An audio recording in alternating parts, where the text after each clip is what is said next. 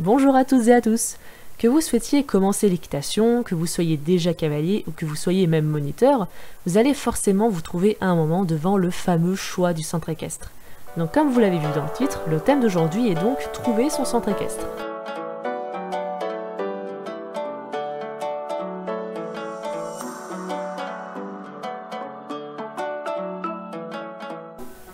Donc déjà, évidemment, le centre équestre idéal n'existe pas, puisque chacun a sa propre perception de l'idéal et c'est impossible de faire ou trouver quelque chose qui va à tout le monde. Par contre, il peut être idéal selon vos propres critères, ou en tout cas s'en rapprocher. Pour ceux qui veulent se lancer dans l'équitation. Alors déjà, félicitations pour votre choix et bienvenue dans le monde du cheval. Pour les tout nouveaux cavaliers, c'est un peu spécial puisque vous n'avez pas forcément de critères, vous ne connaissez pas encore ce que vous allez aimer ou ne pas aimer comme fonctionnement, comment ça se passe, la discipline, etc. Donc ce que je peux vous conseiller déjà, c'est de voir un peu les centres équestres qu'il y a autour de chez vous. Y en a-t-il qu'un ou plusieurs? Combien de temps de trajet vous ou la personne qui vous emmène êtes prêt à faire? Puis, vous pouvez regarder sur le site du ou des centres équestres pour trouver des renseignements, des avis et notamment les tarifs. C'est important que vous ou vos parents vous renseigniez sur les tarifs proposés et même de les comparer avec d'autres. Car on va pas se mentir, l'équitation c'est un sacré budget et il faut se préparer à ça. Une fois tout ça fait, vous pouvez joindre les centres équestres par téléphone, mais le mieux est d'aller directement sur place. Ça va vous permettre de rencontrer le personnel et d'avoir un premier contact avec eux.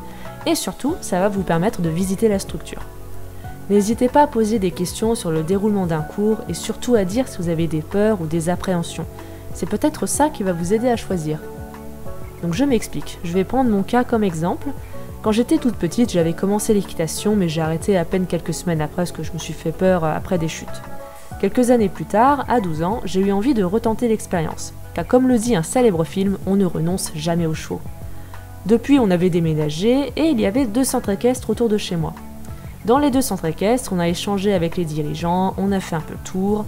On a dit aux 2 dirigeants des centres équestres que j'avais arrêté plus tôt suite à des chutes. Eh bien, c'est cette conversation qui m'a aidé à faire mon choix.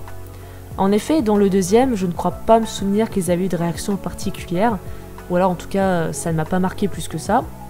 Alors que dans le premier, la dirigeante avait dit que ça allait être une question de reprendre confiance.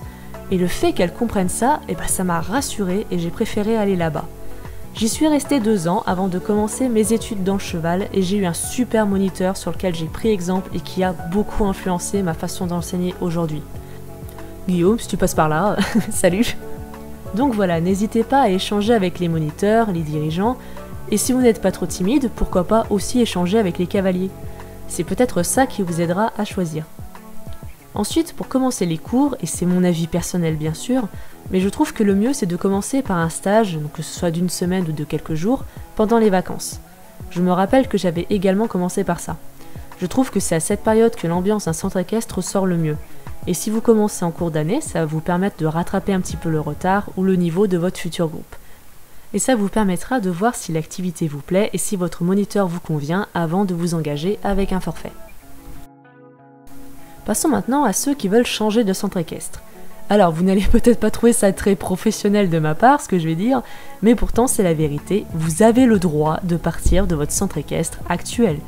Quand vous vous inscrivez, vous ne signez pas un contrat à vie. Vous avez le droit de vouloir changer, de trouver que votre centre équestre ne vous convient plus ou ne correspond pas ou plus à vos attentes. Rien ne vous oblige à rester.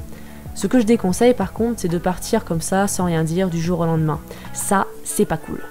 N'ayez pas peur de parler de votre décision à votre moniteur et si vous n'êtes vraiment pas à l'aise, demandez à vos parents de le faire. C'est important pour nous de savoir ce qui n'allait pas pour pouvoir travailler là-dessus par la suite, que ce soit quelque chose qu'on peut changer dans le centre équestre ou une remise en question à faire de notre côté. Et peut-être que par le biais de cette conversation, tout s'arrangera et finalement vous ferez le choix de rester, c'est aussi une possibilité. Et si malgré tout vous décidez quand même de partir, alors contrairement au cas précédent, vous avez plus d'expérience si vous avez une idée plus précise du type de centre équestre vers lequel vous voulez vous diriger. Est-ce que vous voulez faire de la compétition ou est-ce que vous voulez rester dans le loisir pur? Est-ce que vous voulez rester dans le classique ou tenter l'expérience de l'équitation éthologique ou même western, pourquoi pas? Et si au contraire vous n'avez pas d'idée très précise sur ce que vous voulez faire, essayez des choses. Il y a tellement à découvrir dans le milieu du cheval, n'ayez pas peur de tenter de nouvelles expériences. Il n'y a que comme ça que vous trouverez l'équitation qui vous convient. En plus, il y a de plus en plus de centres équestres qui proposent un éventail large d'activités et parfois des activités plus originales que d'autres, donc profitez-en. Comme précédemment, allez voir le site du ou des centres équestres qui vous intéressent, histoire de vous faire une première idée. Puis allez visiter directement, parlez avec le ou les moniteurs, expliquez-leur vos attentes. Si vous venez visiter un jour de cours, profitez-en pour regarder un peu le cours, histoire de voir comment ça se passe, comment le moniteur enseigne, etc. Et si vous êtes un moniteur, c'est pareil. C'est important de trouver un centre équestre qui convient à votre personnalité, vos attentes et votre façon de penser. Bon, dans tous les cas, vous devrez forcément vous adapter à la structure et à ce que votre patron a déjà instauré.